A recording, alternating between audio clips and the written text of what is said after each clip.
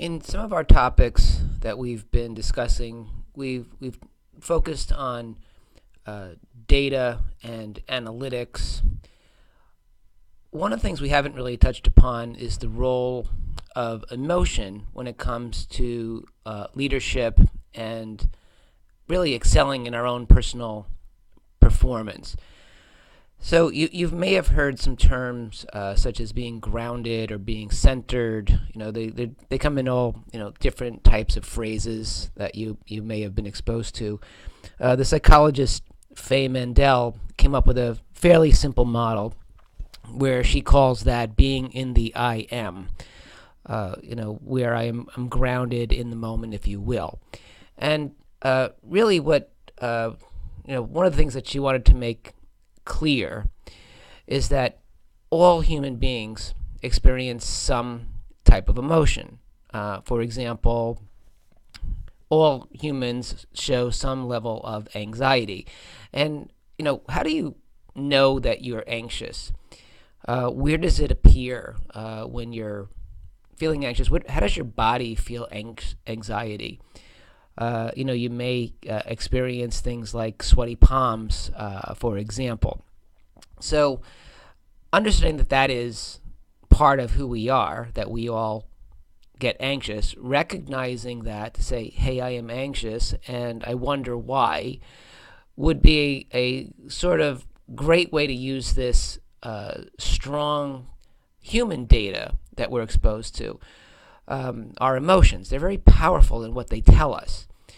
However, most folks don't look at it that way. Instead they say they attach some thought to the anxiety. Maybe they're about to go do a presentation to a group, and they say, I'm going to do terrible tomorrow. And so the combination of that emotion, that feeling, and that thought becomes fear. And the fear is based on something that's not necessarily rational because we don't know what's going to happen tomorrow. If we say that I'm going to do something bad tomorrow and we think about it as a fact, that's not rational. Instead, what we should be thinking is, hey, I am anxious. I have a presentation tomorrow. I'd like to do well. So how can I prepare myself to be well, and then put plans in place to just be your best. So the anxiety alone and by itself gives you the signal about how maybe to prepare for the future. Void of any thought process, and it's important to sort of keep those two things separated. Same thing goes in terms of an emotion such as disappointment or sadness. That's something that we all experience. And how do we recognize it? Well, it's possible that you might fear that hollow feeling in the pit of your stomach, and you just acknowledge that you actually, from time to time will feel sad about something. Using the example of the presentation, let's say you actually did a bad presentation yesterday. So now all of a sudden you could add a thought to that says, I am a bad presenter. And you start to feel, I'm gonna ruin the meeting, and you start to get feelings of guilt. And again, over defining yesterday's happening as a long-term fact is, that's something that will not allow you to perform at your best. It doesn't mean that you're a bad presenter. Why do you feel sad? You feel sad because you did a bad presentation. How are you going to change? Well, next time I'll prepare more, for example. So going out to these extremes, such as fear and guilt, takes away from our ability to communicate effectively, to speak from our hearts, if you will, and really to be the best of who we can be. Another